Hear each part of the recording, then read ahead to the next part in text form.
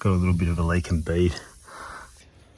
So it got a bit muddy on the trip.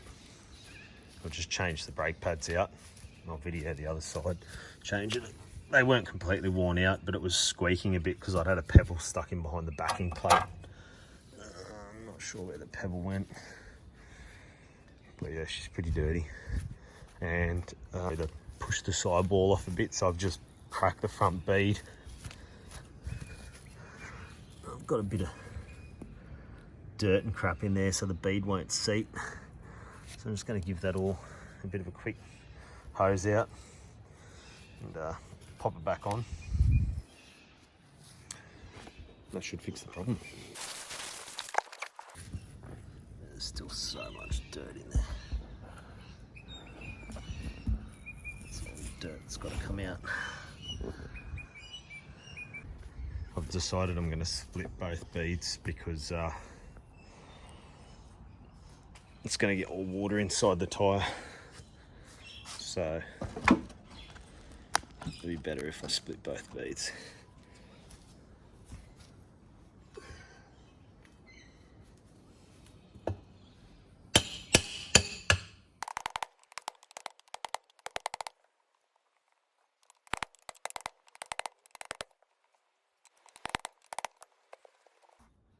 And just like that, it's off the inner bead too.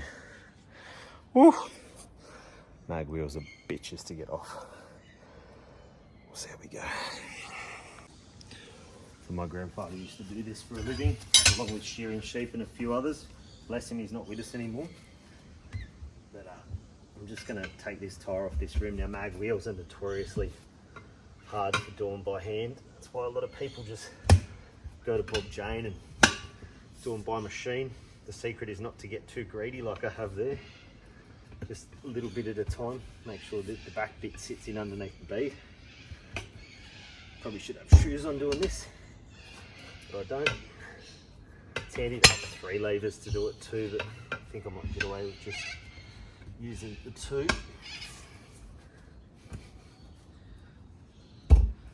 It's almost off.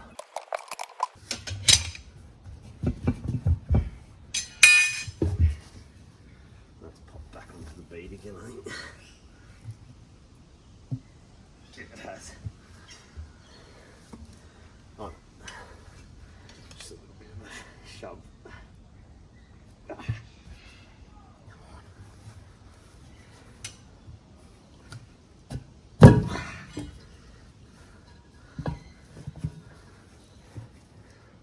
And now just work in reverse.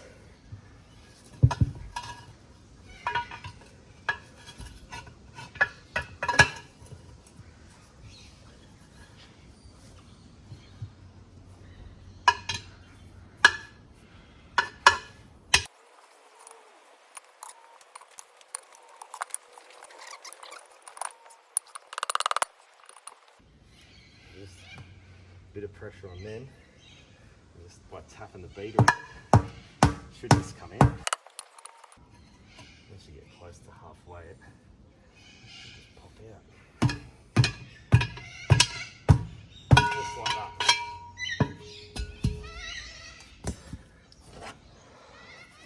And you'll see there is big chunks of dirt and sand on the inside of that, so I'll give that a good clean up. There, look at all that. Chunks of hard sand and dirt. And I wanted to take it off too because I've got water inside the tyre now. Actually, earth moving equipment does use water inside tyres. It kind of settles the bouncing a bit, but I want to get that water out of there. And just give that bead a good clean up. Then a bit of soapy water. And that should all slide back on beautifully. I'll give that a hose.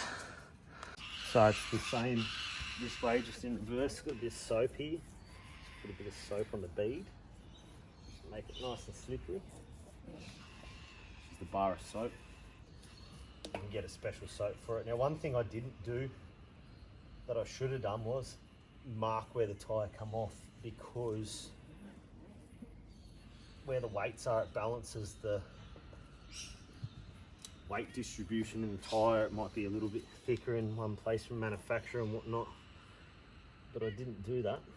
But lucky, I could see where the weights were, and the writing was to the outside, so I won't be putting it on backwards. So I can definitely see the impression here where the weight was, and the weight is there. So if I put it on roughly close to that, shouldn't have a drum spinning it on. Keep in mind I haven't done this for a long time like this.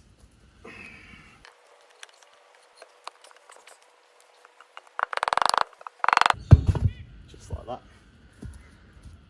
The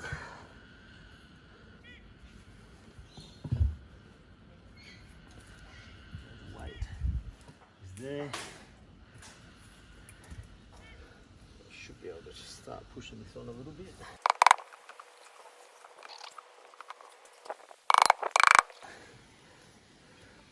Because I'll put the soap on it, it can be very slippery.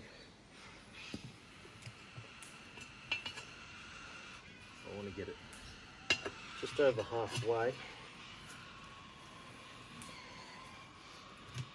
Kick that into the bead. Try and hold it on one side. Keep it down out of the bead. Keep feeding it over. And hopefully it'll just smoothly go on.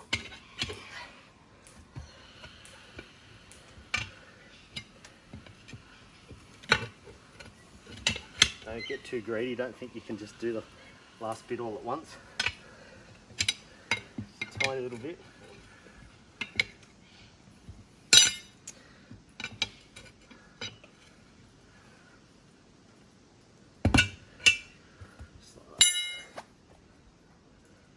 And I've got the weight spot onto where it goes to. Now the most difficult part is getting the bead on.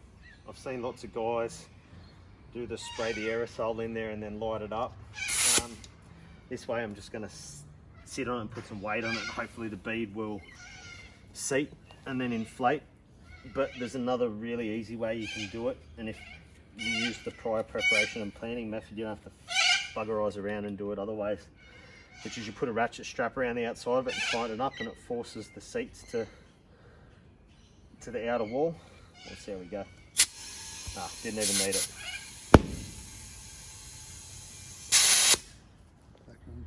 Back and front are on. And that, guys, is how you manually remove a tyre, clean the bead, and put the tyre back on. And as I said, I should have marked where that was, but I found the indentation where the inside of the weight was on the tyre, and I put it back on spot on where it was. So there should be no dramas. I've got a pressure gauge, I'll check that later, but that's brake pads changed, rock out of the back of that, which was making the hell of a squealing while we were on the 4-drive track, and no leaky.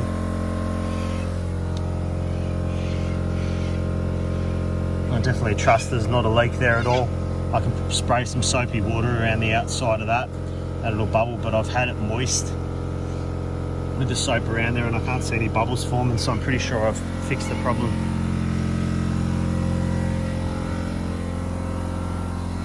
So, job done. You can see I got pretty damn muddy on the track. The back wheel, I just pumped it up. I didn't take it off because it looks like it's stopped. It's guaranteed to have mud and dirt jammed in there though. I'll check tomorrow if it's leaked or not. I'll pop it off. It's getting a bit late this afternoon. I've still got to do the brake pads on the other side yet. But yeah, that's pretty filthy. I just gave the other side a light hose down, no rubbing. It's come up a bit better. And that's the one I've just done. I'm going to check the pressures properly too, because the inflator I had didn't have a gauge on it. So I usually run this around 30 PSI just because it is a torsion bar front end and leaf spring rear end. It's quite rough ride. And when I'm full driving, I run it at 20. 25, 20 is usually pretty good. I had it 20 today and that's why it popped off the rim well, you know, pushed off the side of the bead a little bit because it was 20, and as I slipped into the hole, the wheel pushed into a rut, more like a fucking trench, and pushed into the bottom of that. But yeah, pretty easy job. Popping the tyre on and off if you haven't got the right tools. You've got some decent length tyre levers, just a little bit of soap, compressor, and some patience and practice. I've done that quite a few times, just haven't done it for years and years and years. But yeah, it's some forward driving and tyre replacement, repair, bead cleaning on and off.